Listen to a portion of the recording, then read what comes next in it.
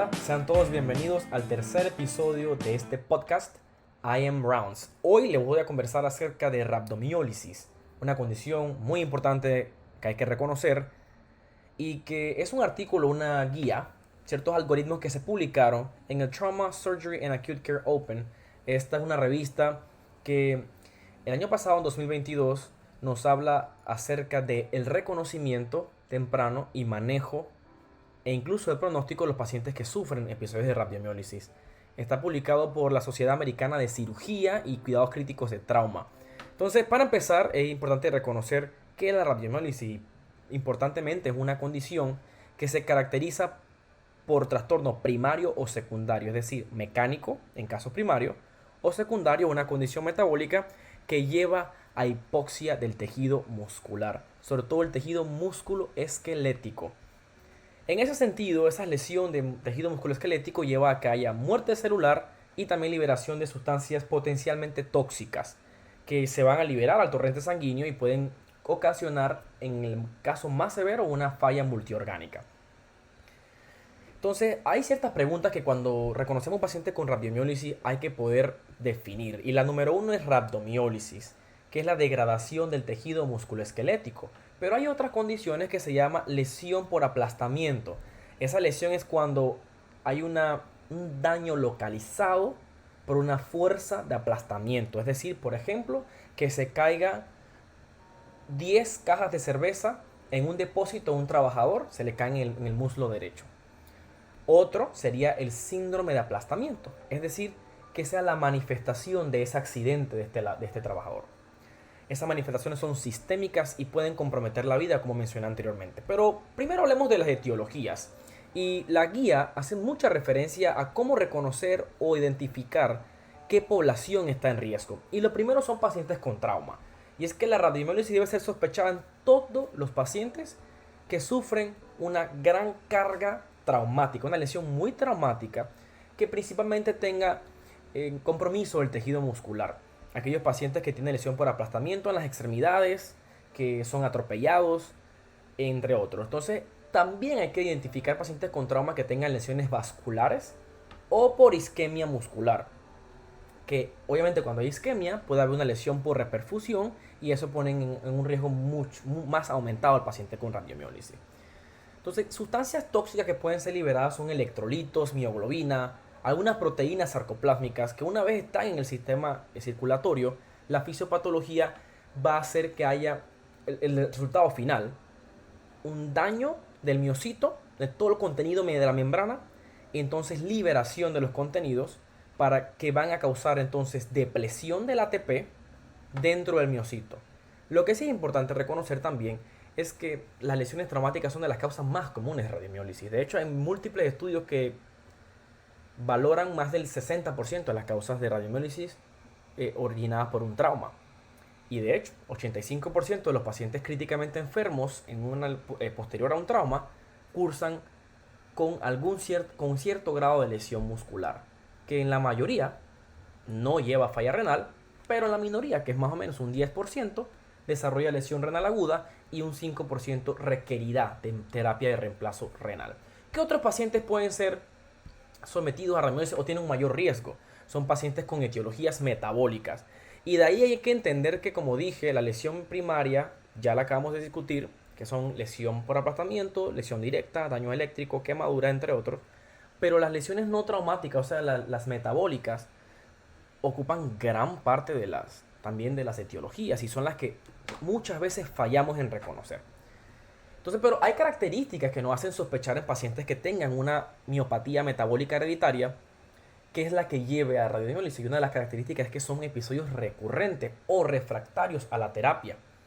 Entonces, eso pueden ser una de las causas de hipertecnia maligna o también la deficiencia de la CPT2 o de la translocasa. Son causas poco comunes estas, pero condiciones secundarias como son trastornos convulsivos, o sea, epilepsia, por ejemplo, o actividad física extenuante, o ayuno prolongado, episodios de agitación, una lesión térmica porque el paciente está expuesto en la agricultura al sol, no toma agua. Esos son factores de riesgo, incluso también episodios de intoxicación como puede ser cocaína, heroína o alcohol.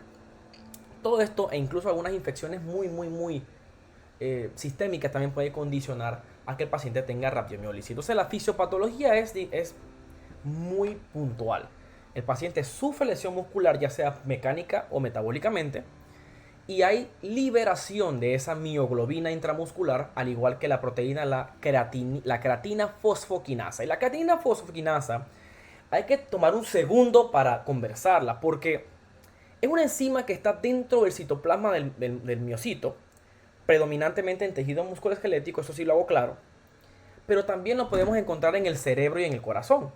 Sus concentraciones muy elevadas causan una lesión, una nefropatía muy característica que se conoce como la nefropatía por pigmentos. Esa nefropatía, una vez han instaurado la CPK y la mioglobina en el túbulo, lleva a una necrosis. Se conoce como necrosis tubular aguda, una forma de lesión renal aguda que se caracteriza por un daño severo a los túbulos renales, que en el 15% es por causa extrínseca al riñón. O sea, radiomiólisis es una de estas. Pero es muy difícil de tratar y de hecho tiene un pronóstico muy reservado. La lesión renal aguda es intrínseca, es decir, es intrarrenal. Pero cuando tenemos liberación también de los electrolitos como el potasio, eso predispone a arritmias cardíacas. Y de hecho, una de las grandes causas de mortalidad en los pacientes con radiomiólisis son los ritmos ventriculares letales. La liberación del ácido láctico lleva a acidosis metabólica y obviamente con el paciente cursa con hipovolemia, hay menor perfusión renal, disminuye la tasa de filtración glomerular y el flujo plasmático renal neto, lo cual llevaría a una lesión renal prerrenal, es decir, con un boom elevado. No olvidando así el síndrome de reperfusión en aquellos pacientes que tienen lesiones vasculares y van a tener un síndrome de compartamental. Las características clínicas son bien detalladas en la guía y nos mencionan cómo se presenta un paciente con radiomiólisis. Es que la presentación es muy heterogénea, varía mucho, desde pacientes asintomáticos, como también implicaciones puntuales, como puede ser debilidad muscular aguda, dolor, malestar generalizado en los músculos, pero también inflamación. Hay signos de dolor, tumor, enrojecimiento, sobre todo de la región comprometida, evidentemente. Lo que sí también a veces es difícil determinar es que la orina puede teñirse, puede oscurecerse. Le conocen como la orina en Coca-Cola, la orina en color de té, color marrón. Pero esa es una de las características, principalmente está dado por la liberación de estos pigmentos intramusculares. Puede ser de rojo hasta un chocolate muy claro. Entonces, tener eso en cuenta que hay una triada en los pacientes con radiomiólisis clásica, que es la de mialgia, debilidad generalizada y orina oscura. Esa es la triada, no se presenta en la mayoría de los pacientes, de hecho en la minoría se presenta, pero hay que entender que esa es una triada que podemos reconocer tempranamente. Ahora, ¿cuál sería el manejo óptimo de estos pacientes? Realmente el tipo de solución óptima puede ser tanto lactato Ringer como solución salina al punto 9 o al punto 45%. Y lo defino como un tipo de fluido óptimo o aceptable para la reanimación hídrica en los pacientes con radiomiólisis, porque son los cristaloides los que han demostrado tener mejor beneficio para los pacientes. Y se pueden iniciar con una dosis de 400 mililitros por hora sin dejar de lado que no damos fluidos por dar. Hay que tener una terapia dirigida por meta y lo hacemos por medio de la diuresis. La diuresis puede ser de 1 ml por kilo por hora hasta 3 ml por kilo por hora. Esa es nuestra.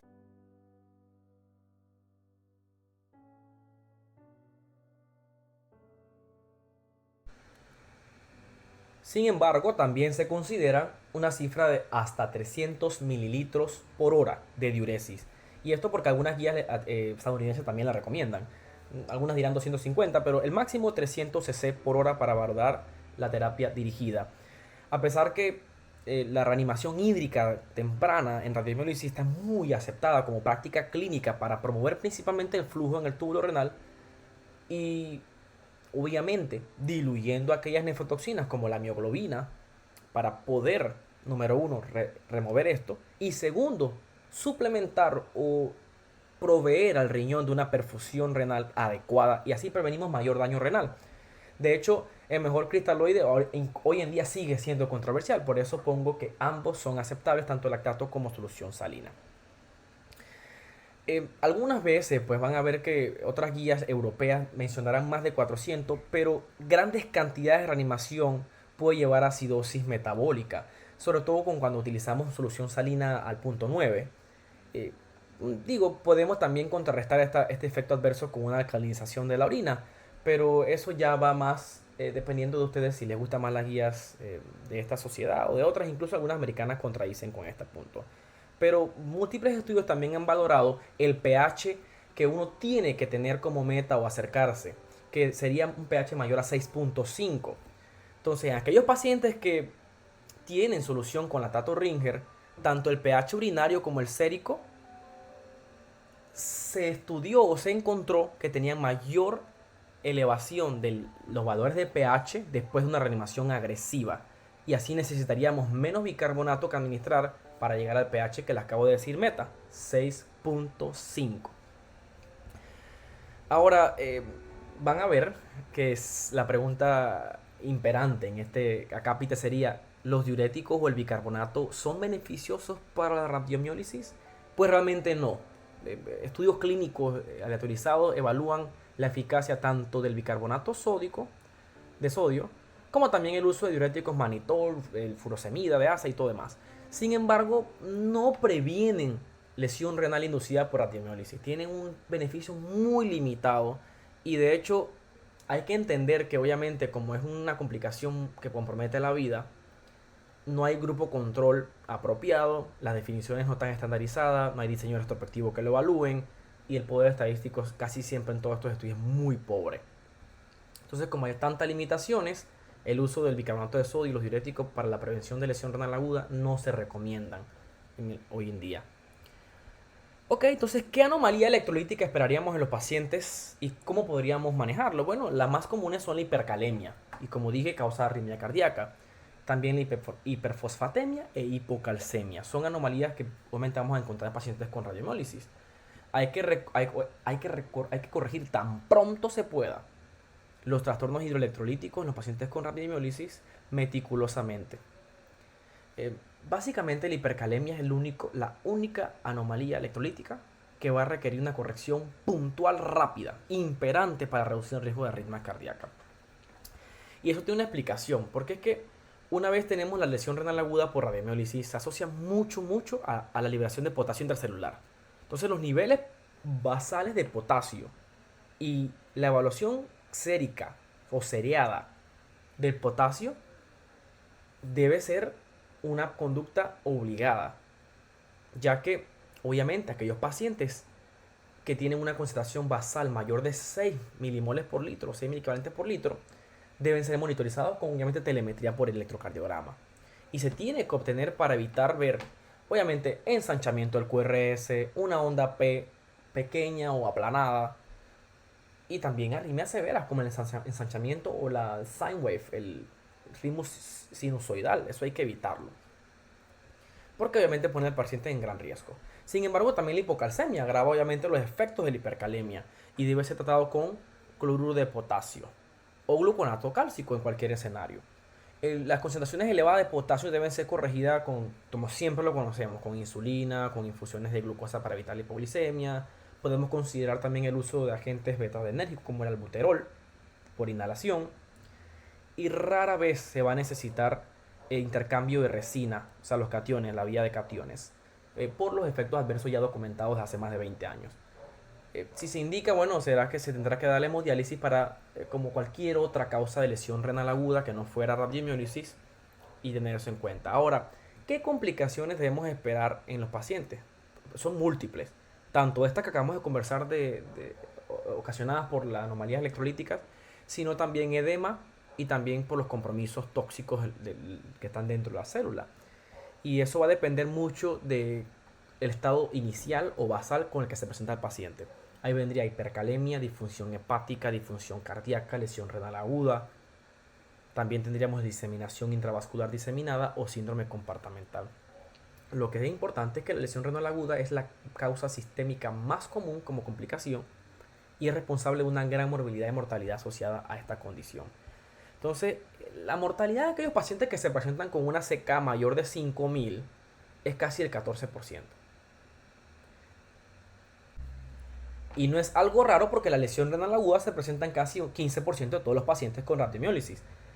Entonces, aquellos que requerirán terapia de reemplazo renal tienen una mortalidad hasta del 60%. Eso es lo que quiero que nos llevemos, porque 60% es una mortalidad extremadamente alta. Pero no solo eso, sino que cuando se liberan mayores componentes intracelulares, también hay activación de la cascada de coagulación, que lleva a la diseminación, a la coagulación intravascular diseminada.